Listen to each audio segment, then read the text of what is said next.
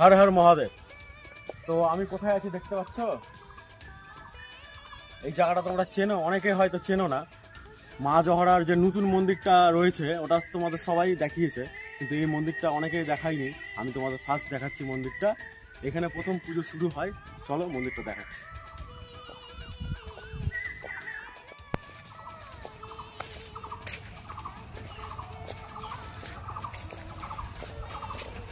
এই দেখো মন্দিরটা, এই দেখো মন্দিরটা কত পুরনো দেখতে পাচ্ছ, পুরো গাছের মধ্যে জড়িয়ে আছে। দেখো পুরো উপর থেকে গাছ, একদম গাছের যে জড়গুলো হয় ওগুলো দিয়ে পুরো জড়িয়ে আছে। দেখো একদম কি গাছ আছে বলতে পারছি না আমি। দেখো